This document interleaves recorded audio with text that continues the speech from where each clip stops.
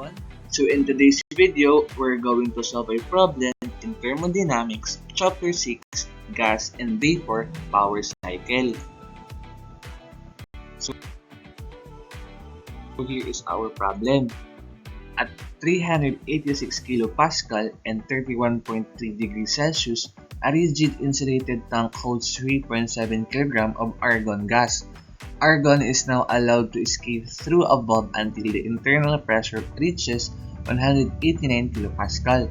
Calculate the final mass of the tank using the assumption that the argon that is still inside has undergone an adiabatic reversible process. So first, we are going to determine our given, our initial mass, which is 3.7 kg, our initial pressure, which is 386 kilopascal, our initial temperature, which is 31.3 degrees Celsius. By converting this into Kelvin, we are going to add 273 Kelvin. So that would be 304.3 Kelvin. Our final temperature, which is 189 kilopascal, and we have here our specific heat ratio that could be obtained in our property table, table A-2, which is 1.667. So we are going to find the final mass.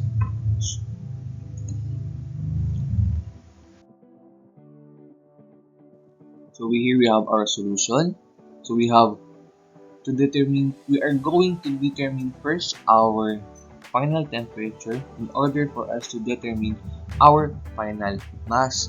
So we have here our solution. So T sub 2 is equals to T sub 1 quantity P sub 1 over P sub 2 quantity raised to specific heat ratio minus 1 over specific heat ratio.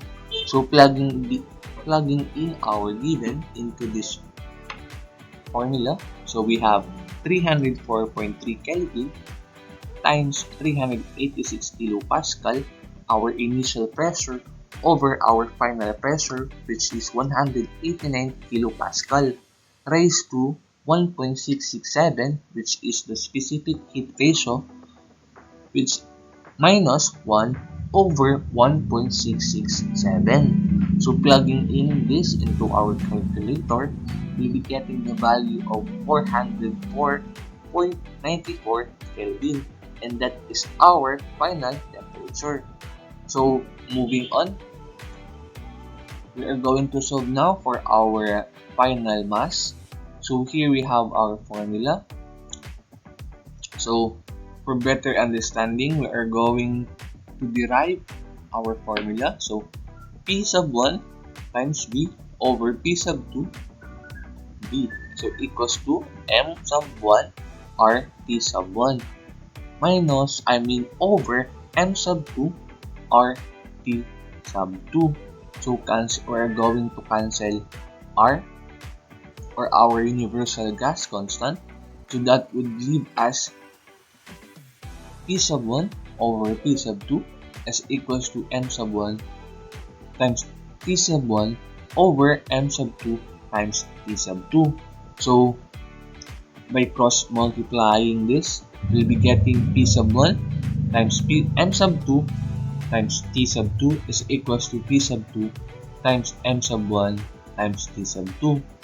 So divide both sides by P sub 1, and by dividing both sides by P sub 1 and T sub 2, we'll be getting this formula. So M sub 2 is equals to P sub 2 times M sub 1 times T sub 1. So this is wrong. Forgive for the so this is T sub 1. T sub 1, and this is T sub 2. So plugging in our given into this equation, so we are going to have 189 kilopascal, which is our final pressure, times the 3.7 kilogram, our initial mass and our initial temperature, which is 304.3 Kelvin. Then we have here our P1, which is our initial pressure, which is 386 kilopascal, and our final temperature, which is 304.3 Kelvin. So plugging in this into our calculator, we'll be having the value of 1.81 kilogram, and that is our final mass. So that would be all, and thank you for watching.